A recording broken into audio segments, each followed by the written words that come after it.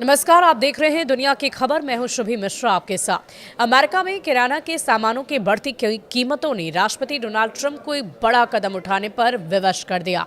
Trump प्रशासन ने 200 से अधिक फूड आइटम्स पर लगाई गई टैरिफ बढ़ोतरी वापस ले ली है और इससे सबसे ज्यादा फायदा भारत के टी, कॉफी, मसाले, काजू निर्यातकों को मिलने की उम्मीद है।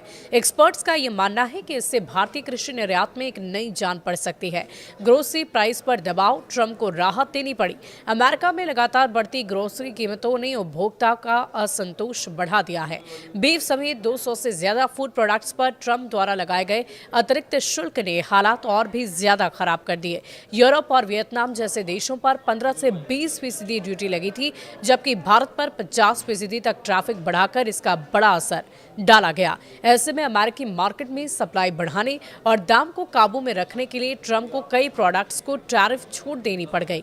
Federation of Indian export organisations FIEO के डीजी अजय साहा का कहना है कि करीबन 2.5 लाख से 3 अरब डॉलर के भारतीय एक्सपोर्ट्स को इस कदम से सीधा फायदा मिलेगा। टी, कॉफी, मसाले, काजू मिलेंगे बूस्ट और भारतीय कृषि निर्यात की रीढ़ माने जाने वाली टी, कॉफी, मसाले और काजू अमेरिका में नई ताकत के साथ वापसी कर सकते हैं। अधिकारियों के अनुसार ये कदम न सिर्फ मांग बढ़ाएगा बल्कि US इंडिया ट्रेड टॉक्स में भी सकारात्मक माहौल तैयार करेगा। इस साल टैरिफ बढ़ने के बाद भारत का अमेरिका को निर्यात लगभग 12% घटकर 5.43 अरब डॉलर पर आ गया था। इनमें से कृषि निर्यात लगभग 5.7 अरब डॉलर का हिस्सा रखते हैं और ऐसे में टैरिफ छूट भारतीय किसानों और प्रोसेसिंग इंडस्ट्री के लिए एक बड़ी राहत लेकर आई है। इससे क्या फायदा सीमित रहेगा, ये एक बड़ा सवाल है।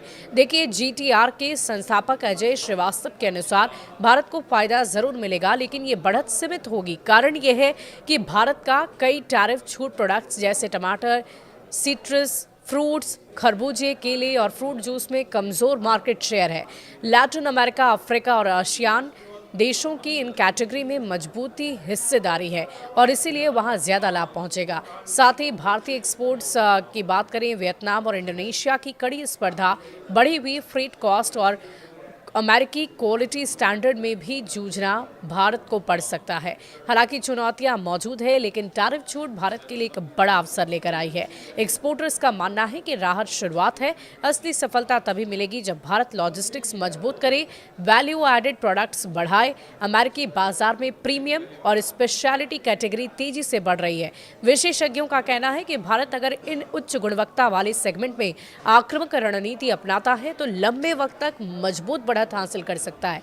टैरिफ छूट ने दरवाजा खोला है, अब भारत की बारी है कि वो इस मौके का कितना बड़ा लाभ उठाता है। आपकी क्या राय है इस पूरी खबर को लेकर और कैसे भारत को आगे की रणनीति बनाना चाहिए? आप भी कमेंट सेक्शन में लिखकर जरूर बताइएगा। शुक्रिया।